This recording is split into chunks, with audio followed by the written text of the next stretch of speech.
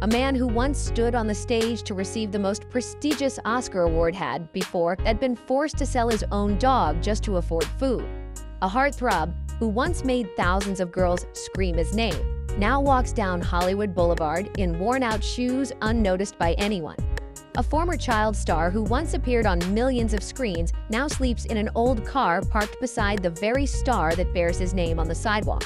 And a man who once earned millions each year now curls up beneath a tree listening to the engines of cars he used to drive. They were once symbols' dreams, the flawless portraits of the so-called American success. But when the stage lights dimmed, their fame faded even faster than the applause. In this video, we peel away the glittering makeup of Hollywood to reveal what no one dares to say, and perhaps no one wants to believe, that the very people who once walked the red carpet hailed as legends now wander the cold streets, sleep in old cars, and take on the smallest of jobs just to survive another day. 1. Clint Eastwood, from sleeping in a car to becoming Hollywood's lone legend. The public knows him as the embodiment of the Man of Steel, the cold face, the gaze that could pierce through a gun barrel, and the gravelly voice that defined the image of the immortal cowboy in classic Hollywood. But few know that before becoming a legend, Clint Eastwood lived as a nameless drifter, sleeping in his car, showering at gas stations, and eating whatever was cheap enough to keep him alive for another day. There was no walk of fame, no red carpet, only long, silent nights with the wind whispering through cracked windows, and the dream that one day his name would light up the silver screen. In the 1950s, Los Angeles gleamed with lights, but to Clint, it was a cold and indifferent city. By day, he worked as a janitor on film sets, cleaning trash, washing dishes, carrying props. By night, he slept in an old car parked behind a gas station, pulling his coat over his head to forget the chill. Some nights, when he ran out of gas, he would push the car uphill and lie there listening to the wind whistle through broken glass. He once said, "I didn't have the money to dream. Every morning I just thought about how many coins I had left to eat." While others dreamed of Hollywood, Eastwood was trapped inside the dream of poverty. No money for rent, no friends to help, not even a decent pair of shoes. Once he showed up to an audition in his janitor's uniform, drenched in sweat. The director looked him up and down and laughed. "You're too tall, you talk too slow, and there's nothing special about you." Clint didn't respond. He just nodded, stayed silent, and memorized every insult. Those words became the fuel that would drive him for the rest of his life. For years, he lived like an invisible man, stubborn and unyielding in a city with no mercy for failure. He taught himself how to act, how to speak, and how to stay silent. He trained that icy stare that the world would one day never forget. Each night, he looked into his car's rearview mirror, practicing the look of a man who had lost everything because, in truth, he had. Then, one day, fate knocked on his door. An Italian director came to town looking for actors for a low-budget Western to be filmed in Spain. The role was called The Man with No Name, and Clint, the man who had once had nothing, found the part made for him. No name, no money, no home, no past, that was Clint Eastwood. The film, A Fistful of Dollars, changed the course of cinema and Clint's life forever. The cold face, the silent eyes, the raspy voice, and that lonely stride, Clint wasn't just playing the man with no name. He was that man, the survivor, walking through the desert, asking for nothing, needing no one. From that moment, Hollywood bowed its head.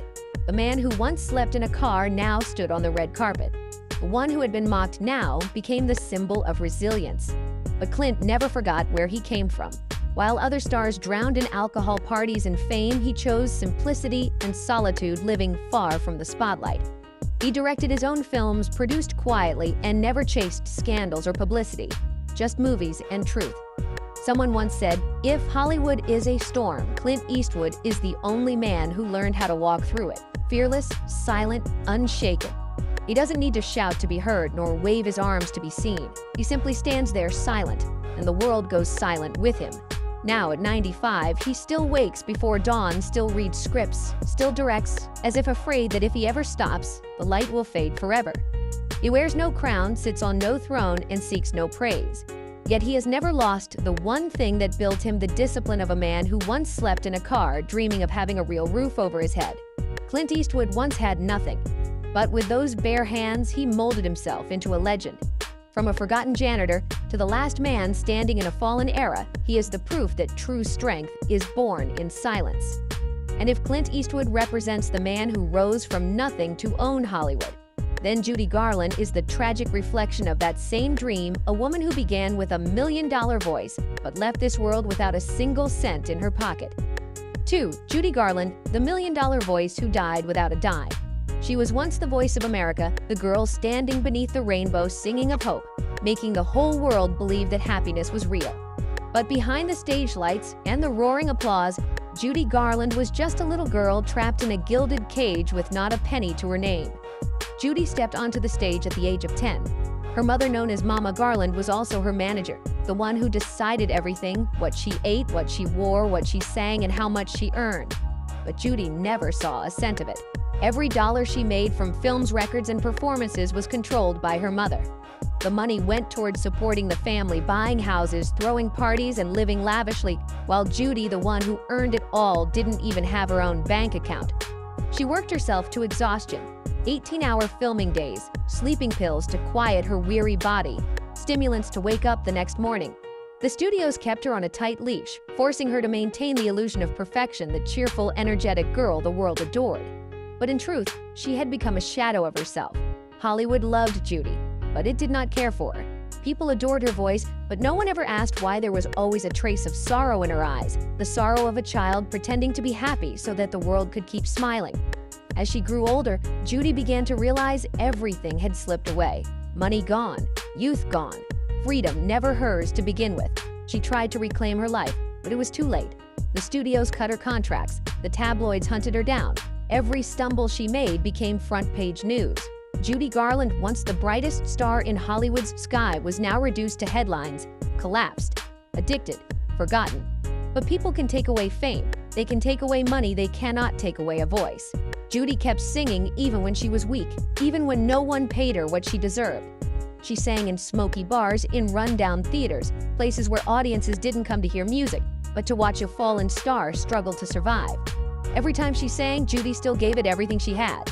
Yet behind the curtain, she sat alone, staring at her trembling hands, the same hands once called worth $1 million, now empty, not even holding a coin. In 1969, Judy Garland was found in a small rented apartment in London. No family, no manager, no one knew exactly when she had passed. The room was shabby frayed curtains, a cracked mirror, a lamp still burning softly. On the table lay a sheet of music. She had been rehearsing an old song, Somewhere Over the Rainbow. She once sang about a place somewhere over the rainbow where skies are blue and dreams really do come true. But Judy never made it there. Hollywood had given her a pair of ruby slippers, but it took away the road to walk on. Judy Garland's voice once made the whole world stop and listen. And now, as she rests, the world still plays that song, as if to remind itself that behind every beautiful note may lie a soul slowly breaking. She died at 47, penniless, yet leaving behind something no amount of money could ever buy: a legacy eternal. A voice that doesn't just echo from records, but resonates in the hearts of dreamers everywhere. And perhaps somewhere over that rainbow, Judy Garland has finally found her home. When Judy Garland took her last breath in that small London apartment across the ocean, another man was just beginning his story at a train station where the dreams of the homeless were written in ink made of faith. His name was Sylvester Stallone. 3. Sylvester Stallone, the drifter who wrote The American Dream. Before he became the muscle-bound symbol of American determination, Sylvester Stallone was just another nameless man wandering the freezing streets of New York with $106 in his pocket and a screenplay no one wanted to read. In the 1970s, New York was a brutal city. Stallone went from door to door looking for work, auditioning for roles, hauling boxes, mopping floors, working security, anything that could buy him one more meal. But the rent was too high. One day, his landlord changed the locks, threw his belongings out onto the street, and Stallone officially became homeless. For 3 nights, he slept in a train station. The shriek of passing trains blended with the growl of his empty stomach, and in those moments, he asked himself, if life is a fight, do I still have the strength to last until the final bell? In his pocket were a few crumpled bills, and by his side, one loyal friend, a dog named Butkus. That dog was his family, the only soul who listened when the world turned its back on him. But hunger leaves no room for sentiment. One afternoon, Stallone was forced to do something he would never forget. He sold Butkus, the dog he loved, like blood for $40 just to buy food. As the buyer walked away, Stallone stood there, eyes wet, hands trembling. But even in that darkness, he kept writing. In a dingy rented room with a dull pen and sheer determination, he began to